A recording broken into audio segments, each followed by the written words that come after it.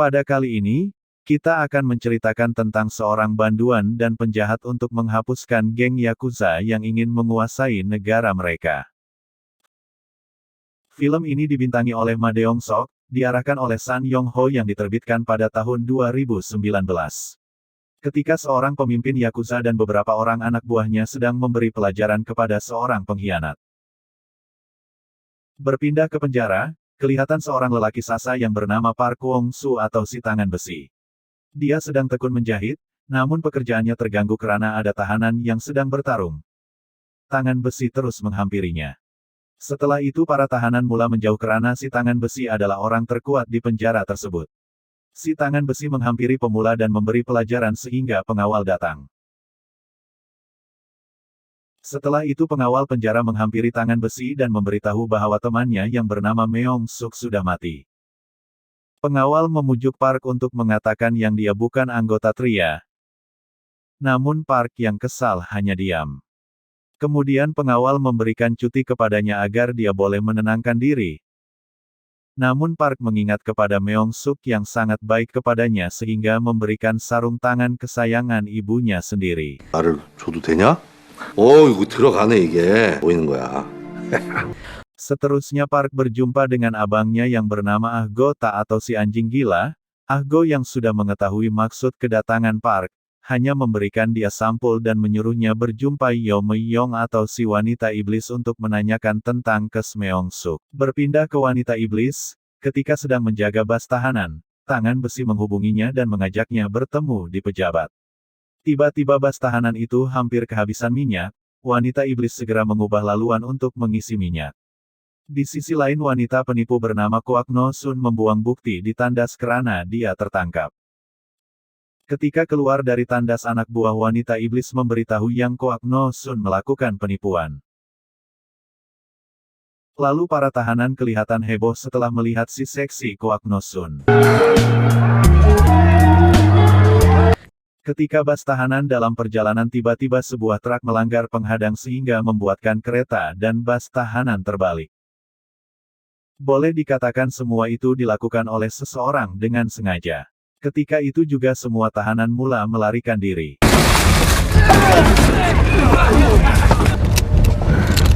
Tiba-tiba sebuah kereta datang dan ramai orang turun mula memukul semua tahanan.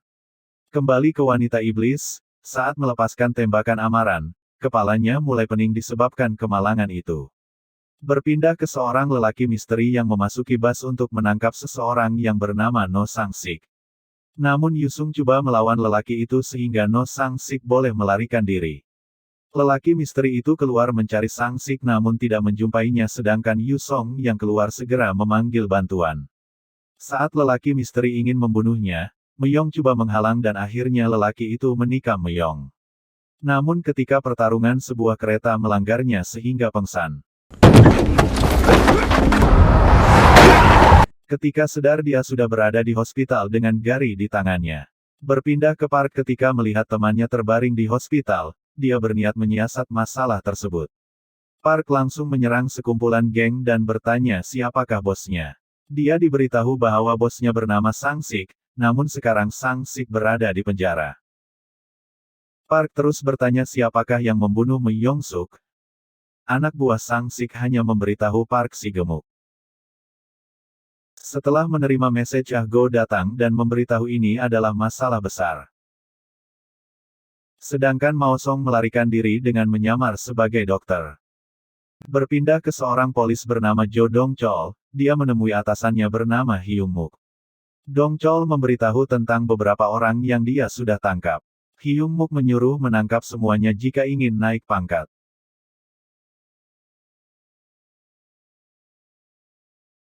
Di luar dia berjumpa dengan Ah-go yang ingin memasuki bilik Hyung-muk. Ah-go ingin meminta penjelasannya dengan melemparkan sampul kepada Hyung-muk. Hyung-muk menceritakan bahwa Sang-sik adalah ketua utama parti. Namun dia ditangkap sebulan lalu karena keserasuah. Ketika di penjara dia hampir dibunuh sehingga dia meminta wanita iblis memindahkannya. Oleh karena itu Sang-sik langsung dipindahkan. Namun dia melarikan diri setelah bas pemindahannya kemalangan. Hyung-muk memberikan senjata dan lencana kepada Ah-go sebagai polis khas untuk menyelidiki kes Sang-sik.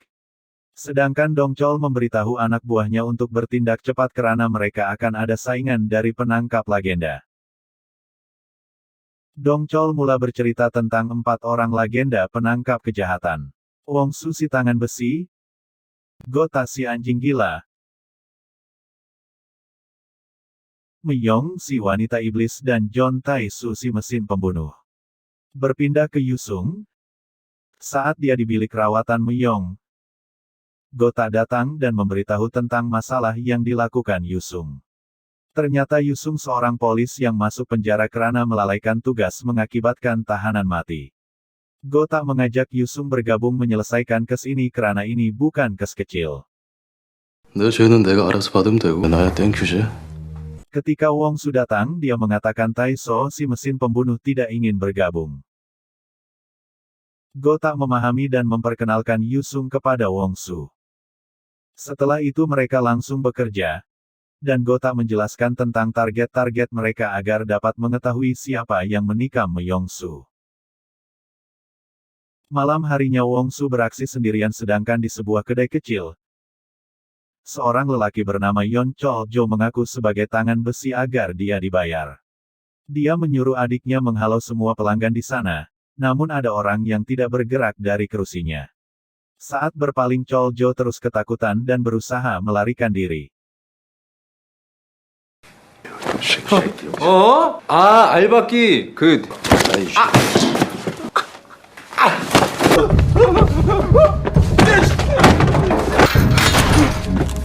Namun tangan besi berjaya melumpuhkannya dengan satu pukulan.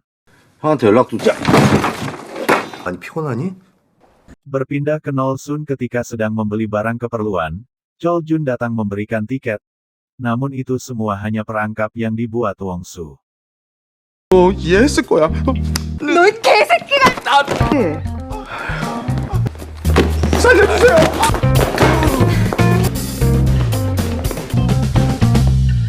이것 좀 풀고 좀 와. 참 더럽게 시끄러.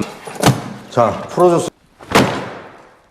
Dan tiba-tiba Yu Song datang dan memberitahu dia menemukan Sang Sik. Gota juga mengatakan yang Kim Chae-min telah lari 3 tahun lalu dan telah bekerja sama dengan Sang Sik.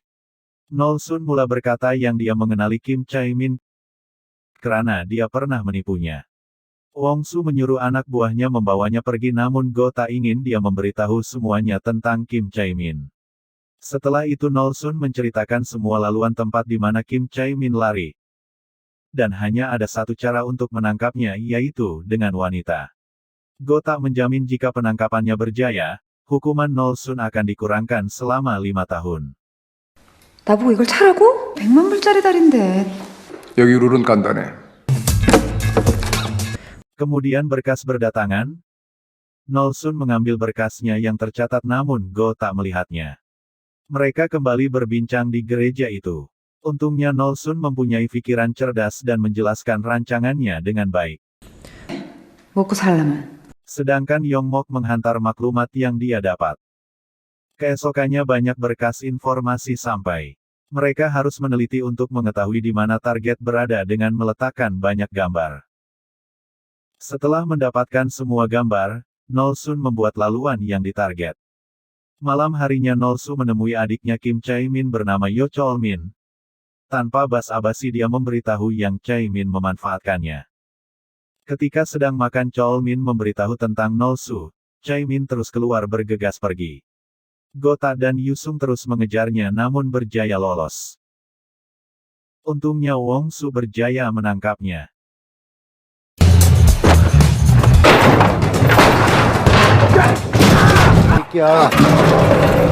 Tiba-tiba ketika Kolmin mendekat, Cholmin terus menangkapnya, akan tetapi Kolmin berjaya lepas dengan petunjuk daripada Nolsun. Wongsu yang marah memberikan pukulan yang membuat Cholmin tidak berdaya. Tiba-tiba Dongchol datang bersama anak buahnya melarikan Chanmin. Sedangkan Go tak pengsan karena penyakitnya menyerang. Keesokannya Yusung melawat Go tak di hospital. Dia mengatakan Wongsu tidak berada di gereja dan tidak dapat dihubungi. Di sini Go tak memberitahu tentang prinsip Wongsu. Dia adalah seseorang yang akan melakukan apapun seperti tiada hari esok. Berpindah ke Chongol, Ketika sedang mabuk dia dikawal beberapa anak buahnya. Namun keretanya terus melaju ke pelabuhan. Apabila sadar Chol-ol sangat terkejut karena di sisinya ada Wong Su. Wong Su bertanya siapakah ketua utama parti dan di mana lokasinya. Dengan tergagap Chonol mengatakan bos mereka adalah presiden dan markas mereka berada di pelabuhan. Sesaat kemudian kendaraan anak buah Chonol datang, dengan pantas Wong Su mengalahkan mereka semua. Melihat itu Chonol terus melarikan diri, sedangkan Nol Sun dan Yu Sung memperhatikannya pergi. Seterusnya mereka pergi ke pejabat, ketika itu Hyong Yok sedang menyoal Chan Min, Yu Sung muncul dan memukul Hyong Yu dengan kayu baseball. Nol Su juga muncul dan ingin memukulnya, karena takut Chan Nul memberitahu beberapa orang telah lari dan gambar mereka berjaya ditangkap. Di sisi lain kelihatan seorang lelaki bernama Park Tun Sai bertanya kepada polis, apabila polis itu keluar Tun Sai terus membunuhnya. Ternyata Sang Sik juga berada di sana.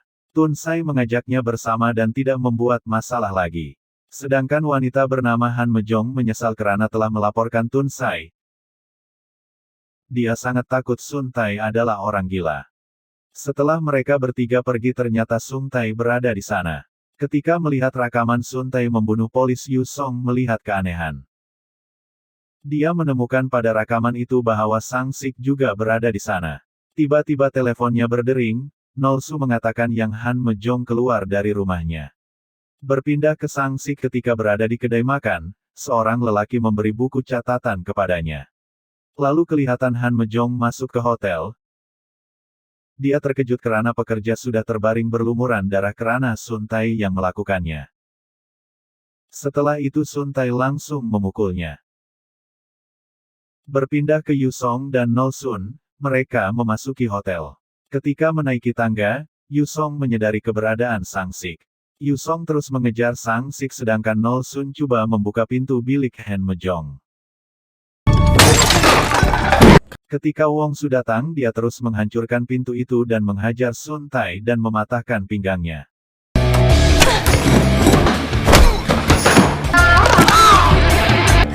한미정 씨, Manakala Yu Song berjaya menangkap Sang Sik. Ketika di markas Wong Su ingin membunuh Sang Sik, Yu Song dan Nol Sun menenangkannya karena Sang Sik akan menceritakan semuanya. 얘기 좀 들어보고. Sang Sik yang ketakutan memberitahu bahwa yang membunuh Meyong adalah gangster terbesar yang dipimpin oleh seorang yang bernama Yoshihara. Dia juga dibayar untuk menjadi pengikutnya. Lalu Sang Sik menceritakan kenapa dia keluar dari kumpulan tersebut. Ianya disebabkan penjualan dadah dan jual beli organ manusia. Dia tidak mampu melihat manusia yang dipelihara seperti binatang untuk diambil organ tubuhnya. Mereka juga membawa banyak anak-anak seperti gelandangan dan lain-lain untuk melakukan percobaan manusia. Sang Sik memberi buku catatan tentang penjualan dadah yang akan berlaku. Tiba-tiba Hyung Muk bersama pasukannya datang. Seterusnya Kim menghampiri Sang Sik untuk dibawa. Ketika itu Yu Song menyadari yang menikam Meyong adalah Kim karena dia mengenali tatu di lehernya. Ternyata Yu Song juga mengetahui bahwa Hyung Muk adalah pengkhianat. Dia mengkhianati negaranya sendiri demi uang. Setelah itu anak buah Hyung Muk mengikat mereka bertiga dan membakar gereja. 무슨 생각을 해? 조용히 좀 해봐. Tiba-tiba Gota datang dengan kendaraannya dan melanggar pengawal. Manakala Wong Su dan Teamnya berjaya melepaskan diri dengan memutuskan tali.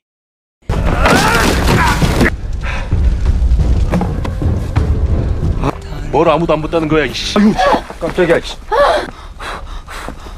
Ketika polis dan bomba datang di depan gereja, Dong Chol juga muncul. Ternyata Dong Chol dan Wong Su telah bekerja sama karena mereka sudah mencurigai Hyung Muk. Setelah Dong Chol memberikan laluan penangkapan mereka terus bergerak pergi ke pelabuhan.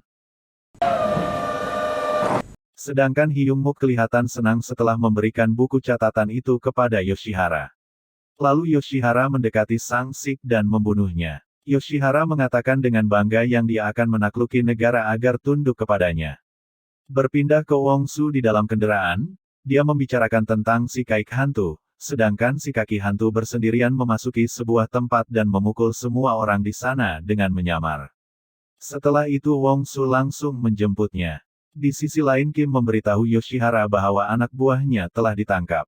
Yoshihara langsung memandang Hyung Mook yang sedang minum. Kembali ke Wong Su dan rakan-rakannya yang telah sampai ke markas musuh.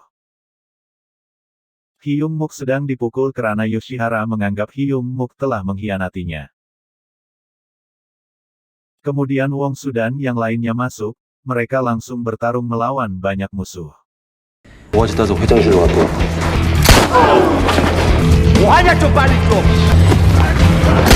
Semasa pertarungan Wong Su meminta Gota dan Yusung naik terlebih dahulu.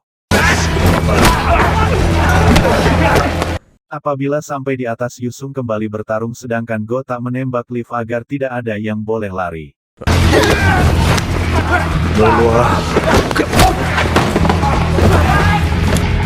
Ketika Wong Su menaiki tingkat pertama banyak musuh yang menyerangnya, namun Wong Su memukul mereka semua dengan pukulannya.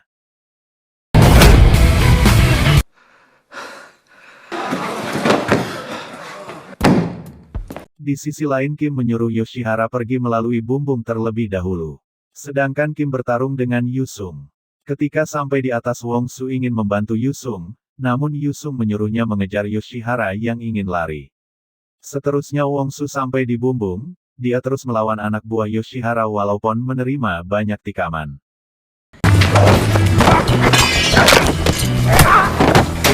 Berpindah ke Yusung dia berjaya mengalahkan Kim dengan menjatuhkannya di lift. Kembali ke Wong Su ketika dia bertarung dengan Yoshihara dia kelihatan penat. Namun Wong Su berjaya mengalahkannya dengan mematahkan tangan Yoshihara.